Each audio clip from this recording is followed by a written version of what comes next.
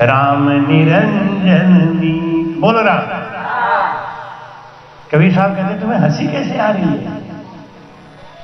सवेरे लड़की विदा होनी हो, हमारी सोनाली जब विदा होगी तो 3 दिन पहले से हमारी नीतू का नींद तो हो ही जाएगा। विजय लक्ष्मी तो सो लेगी, इसको कोई फर्क नहीं पड़ेगा, ये तो भजन में सो जाएगा। लेकिन हमारी नीतू को नींद नहीं आएगी, 3 दिन जगेगी। 3 दिन पहले जिसकी बेटी विदा होनी है वो सोएगी। ऐसे जिसको यहाँ संसार से छोड़ के जाना है और यही कमाई करनी है तो उसको यहाँ का रंगरलियां निक लगेगी, अच्छे लगेंगे। ढोलक नगाड़ा तमाशा अच्छा लगेगा, उसको तो सब बुरा लगेगा। भैया ये सब बंद करो, मुझे भजन करने दो।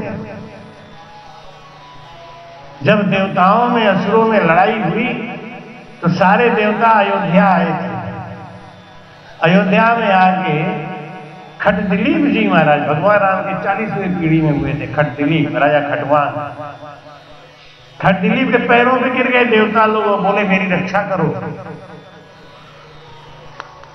खटदिलीप गए थे देवताओं की तरफ से युद्ध करने, और जब असुरों को मार के भगा दिया, सब असुर हार गए, भाग गए। तब इंद्र आगे बोले कि महाराज अब कोई सेवा बताओ। करामात सूझे गति पावे, तो मिनखा दे ही देव क्यों चावे। देवताओं में करामात बहुत है, लेकिन देवता भी ये नर्तन पाने के लिए तरसते हैं। वो भी कहते हैं कि ओ प्रभु मानव तन दीजो, भरत खंड के माही, केवल भक्ति करूं संत सेवा, और करा कुछ नहीं। तो देवता क्यों तरसते हैं मानव तन में आने के? वहां क्या कमी है उनको? इंद्र ने आगे कहा खटदिलीप से कि मुझे कोई सेवा बताओ। खटदिलीप हंसने लगे, भिखारी कहीं का, अभी हमसे भीख मांगने अयोध्या गए और हमने आगे असुरों को मार के भगा दिया, तो हम हीरो बन गए, तो हमें क्या दोगे? इंद्र भगवान बोले कि नहीं, मानव से हम सब में एक अंतर है, हमारे अंदर करामात है, हम आगे पीछे की सब जान सकते हैं, आप नहीं जान सकते।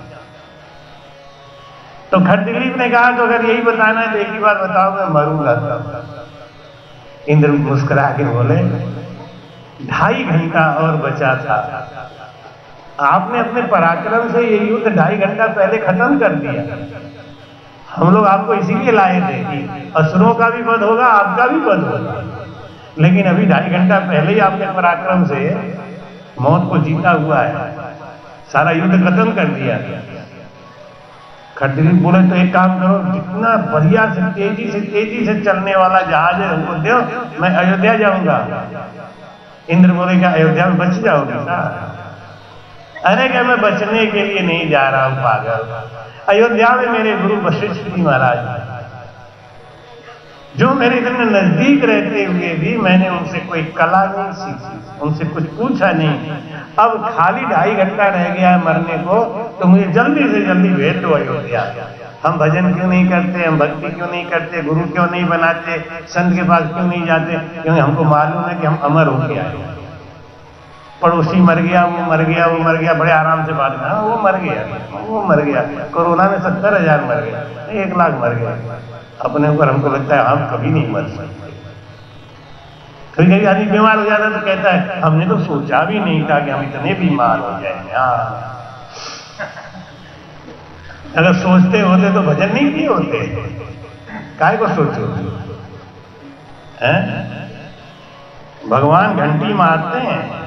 एक बार सब भक्तों ने कहा भगवान एकदम अचानक मत उठाया करो, थोड़ा घंटी बजा दिया करो, हम थोड़ा सावधान तो हो जाए। तो भगवान ने कहा ठीक है घंटी बजाया करें। पहली घंटी क्या बजाएंगे? तुम्हारा बाल सफेद कर देंगे। पहली घंटी बजे तो सावधान हो जाना, थोड़ा भजन पूजन में लग जाना कि घंटी बज चुकी है। 4 घंटी बजाएंगे, चौथे में बुला लेंगे, हाँ तो महाराज ठीक है। तो पहली बजाएंगे बाल सफेद कर देंगे ना, तो तुम्हें काम करना सावधान होकर भजन से लग जाना। तो अब आदमी क्या करता है, सावधान हो जाता है, बाल सफेद होते ही गार्नियर ब्लैक मिला के और अपना डाई क्लीन क्या करते हैं, उसको डाई करके काला वेदी लगा के ले भगवान तेरी पहली घंटी फेंक। भगवान कहते हैं भगवान घंटी तो बजाई थी, अब क्या करें, इसकी समझ में नहीं आया। फिर भगवान दूसरी घंटी बजा देते हैं, आंख की रोशनी कम कर देते हैं। आंख की रोशनी कम करी, 50,000 का लेंस लगवा देते हैं। भगवान की दूसरी घंटी भी फिर भगवान तीसरी घंटी लगाते हैं, दांत सब तोड़ देते हैं, स्वाद खत्म कर देते हैं। फिर वो क्या करता है कि आओ तीसरी घंटी उठे लगा के बढ़िया बत्ती सी, पहले वाले से अच्छी। पहले तो भगवान के दांत से बिगड़े हुए, अब तो ये देखो जोरदार। अब भगवान गुस्सा हो गए, कहते हैं चौथी घंटी टन टन टन टन टन टन टन टन, राम नाम सत्य चल। अब क्या करें, 3 घंटी बजाई तेरे समझ में नहीं है। खरदिलीप सीधे आए अयोध्या, और अयोध्या आके सीधे गुरु वशिष्ठ के घर की तरफ भागे। गुरु वशिष्ठ ने सोचा क्या हुआ, असुर पीछे पड़ गए, राजा हार गए, क्या हुआ, ऐसे तो कभी नहीं आते थे।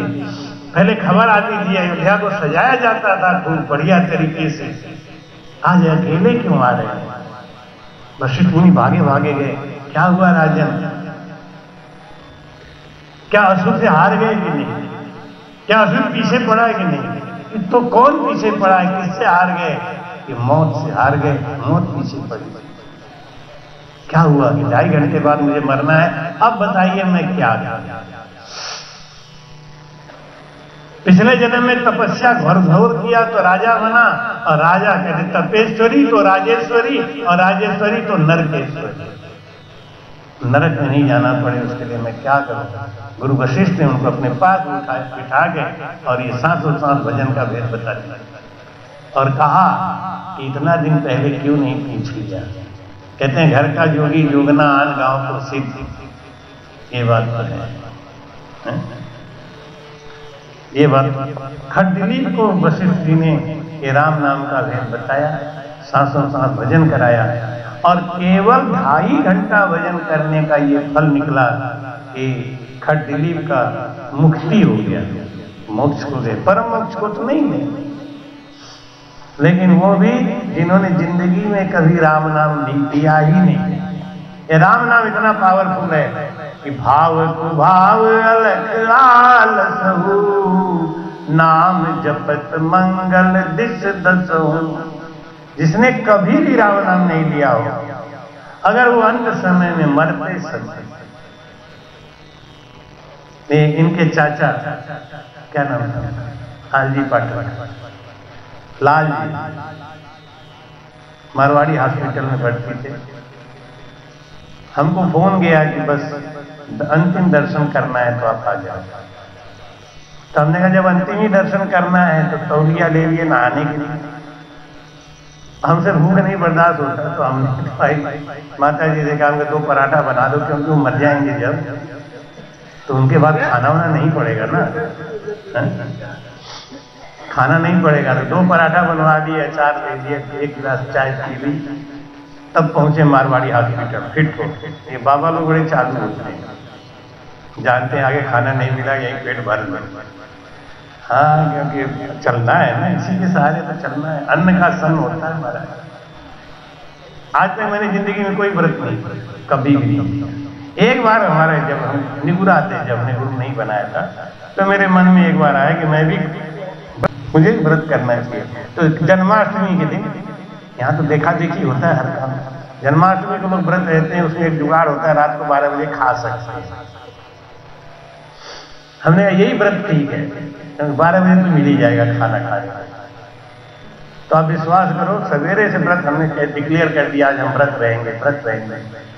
1 बजे तक तुम्हारी माता जी को इतना परेशान कर दिया कि वो बोली 2 रोटी खा लो चुपचाप। सवेरे से कम 200 रुपए का सामान खा गए, और अभी तुम्हारी भूख शांत हुई थी कि ये खिलाओगे, ये खिलाओगे, दूध दोगे, इसमें कुछ डाल के दोगे, अब भूख तो लगी रहेगा। फिर 1 बजे दोपहर में आते आते फिर हमने व्रत को हटाओ, अब ले आओ दाल रोटी सान के, हरी मिर्ची ले दो, खा के चकाचक टन आत्म। तो ये पराठा खा के तब हम गए मारवाड़ी हॉस्पिटल, और वहाँ डॉक्टर ने उनको नींद का इंजेक्शन दे दे के रोक रखा था। जब हम पहुंचे तो उनका इंजेक्शन का असर खत्म होने वाला था। डॉक्टर इंजेक्शन लेके आया हुआ है इंजेक्शन लगाने के लिए, थोड़ा थोड़ा आंख खुला था। हमने कहा अब आया हूँ तो 2 मिनट रुक जाओ, बेचारे को फिर बेहोश कर दोगे, देखेंगे क्या। तो उनकी राम रक्षा करी, हमको अपने सीने से एकदम ऐसे हमने झुक के राम रक्षा के हमको चिपका लिए और रो के बोले मुझे मरना नहीं है, मुझे मरने से बहुत डर लग रहा है, नहीं तो मरोगे नहीं, काय को चिंता कर रहे हैं। डॉक्टर को आश्चर्य करने लगा कि ये क्या हो रहा है। ये अभी तक तो इतने तड़प रहे थे, 3 दिन से अपना तो बस बिस्तर फाड़ देते, अपना कपड़ा पड़ोसी का भी फाड़े आते थे, जो बगल में बेड पे लेटे थे, मरीज नहीं परेशान करते। अभी तुम्हारी दीदी आई ना, वो उनको बोले उनका राम रक्षा करे, फिर वही हरजत सुनाया, राम नाम राम नाम राम नाम लीजिए, राम नाम रट रट राम रस कीजिए। 2-3 बार उनकी राम रक्षा करी, राम रक्षा का जल उनके मुंह में डाला और ये हरजत सुनाने लगे तो वो भी गाने लगे। 25 उनके रिश्तेदार खड़े थे वहां पे, सबको बड़ा आश्चर्य हुआ, डॉक्टर खुद आश्चर्य करने लगे ये क्या हुआ। और कुछ दिन के बाद वो तीसरे दिन उनकी छुट्टी हो गई अस्पताल से, 41 दिन तक जिंदा रहे। फिर अपने घर पे हमको बुलाया, सत्संग करवाया, हमारे संग पूरी और सब्जी खाई, खीर खाया। 41 दिन के बाद मरे थे, लेकिन जब मरे थे तब कोई तड़प नहीं, बड़ी शांति से गए, बड़े आराम से गए। अंत समय के लेन भजन नर करते, सुख संपत्ति सब छोड़ ध्यान हरि धरते। अंत में आगे हर आदमी कहता है, चारों वेद टटोल के अंत कहोगे राम। सनातन धर्म का मूल ज्ञान। एक आदमी बोला कि महाराज जी अंग्रेज लोग राम राम नहीं करते तो इनकी मुक्ति नहीं होगी क्या? एक बार बताओ, अगर मुक्ति होनी होती तो भारत में पैदा होते, अफ्रीका में क्यों हैं? अच्छा, काशी क्षेत्र में पैदा आप क्यों हो गए, हम क्यों नहीं हुए? हम चरवानीपुर में क्यों पैदा हो गए? आप पंचकोशी मार्ग में आ गए, नहीं, काशी क्षेत्र में आप पैदा है। ब्राह्मणपुर में क्यों आ गए? इन सब के पीछे कोई न कोई कारण होता है। भाई कहते हैं कि एक पलड़े में फूल भरे हैं, एक झोली में कांटे हैं, कोई कारण होगा। एक झोली में फूल भरे हैं, एक झोली में कांटे हैं, कोई कारण होगा। और बांटने वाला बांट रहा है, फिर भी झोली खाली है, कोई कारण होगा। अरे कोई कारण हो। महाराज कहते हैं परमात्मा की दया में कोई कमी नहीं है, परमात्मा की दया बहुत है। क्योंकि इस गांव में चक्का पर मैं कम तीसरी या चौथी बार आया हूं। 4 बार हो गया नहीं?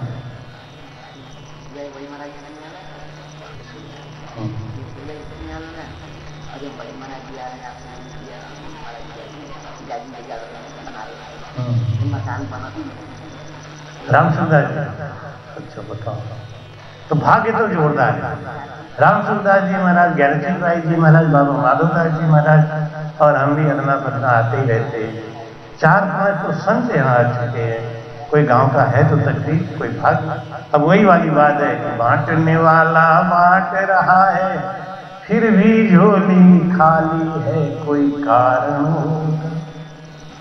मैं महसूस करता हूं कि चाहे गाय की थन में किलनी लगी होती है ना, वो दूध नहीं पीती, खून पीती है। कोई कारण हो, कुछ न कुछ तो रहा ही होगा।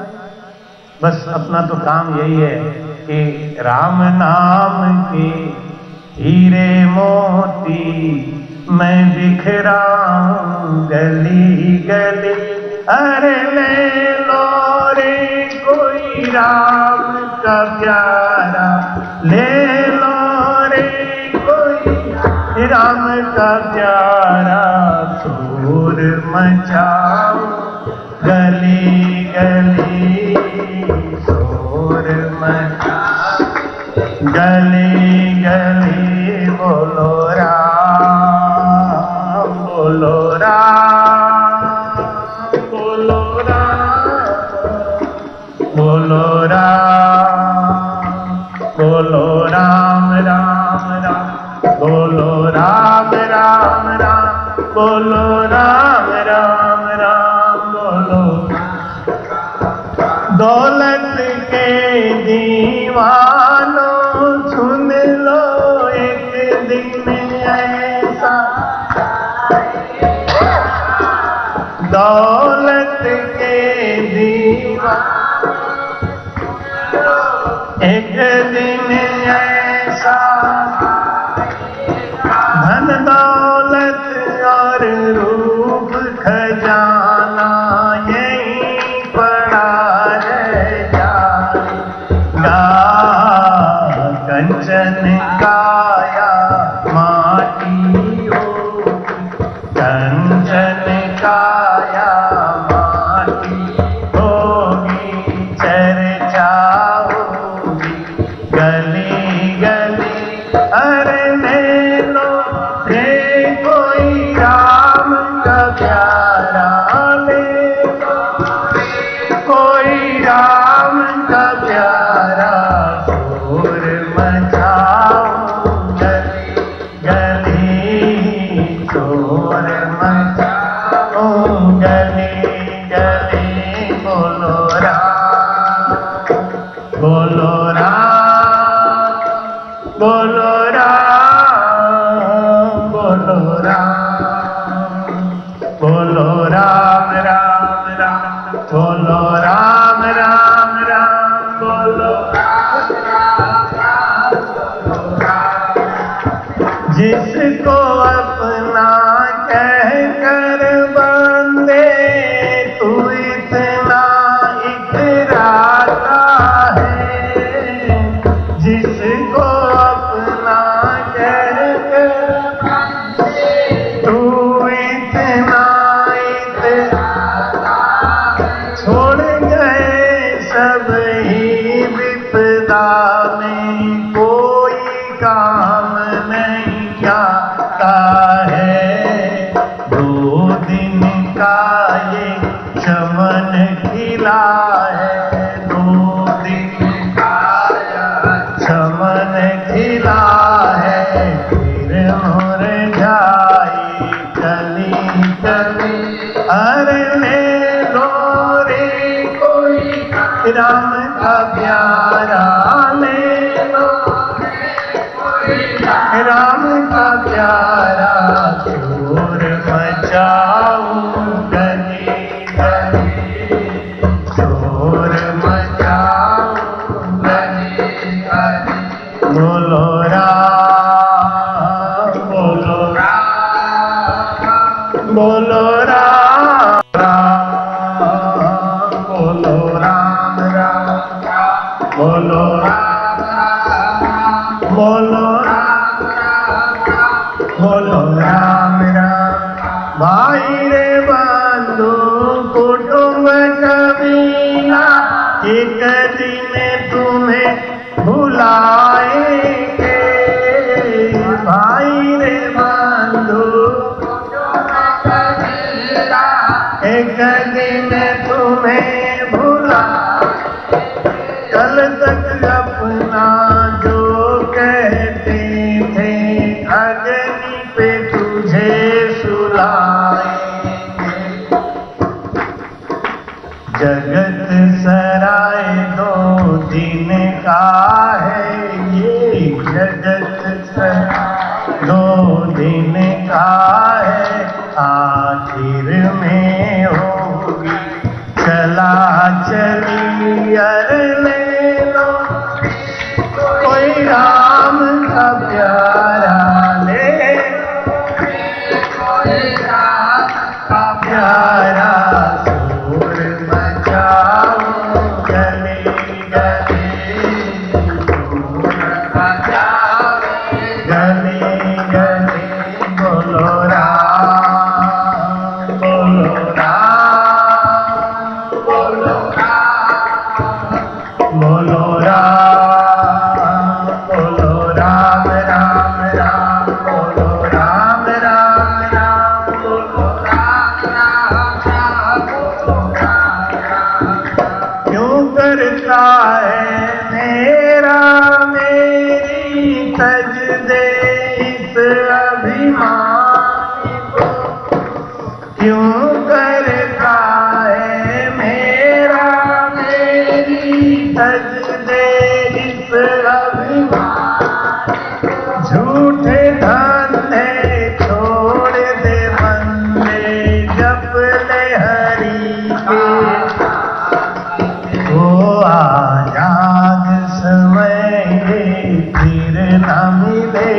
आजाद समय फिर ना मिलेगा, फिर पछताए कली कली।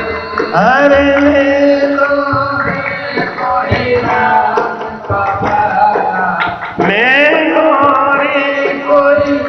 राम का प्यारा सूरमा गले गले शोर मचावे। बोलो राम। बड़े भाग्य से ये नर्तन मिला है। इस नर्तन में ही सद्गुरु मिलते हैं। 84 लाख योनि में किसी को सद्गुरु नहीं मिलते। नर्तन में ही संत मिलते हैं, नर्तन में ही संगत मिलती है। स्वर्ग लोक में संगत नहीं मिलती, मोक्ष में संगत नहीं मिलती, साधु नहीं मिलते, और वहां ज्ञान कराने से फायदा ही क्या है। जैसे हमारे यहाँ गरुड़ पुराण लोग कराते हैं। गरुड़ पुराण कब कराते हैं लोग?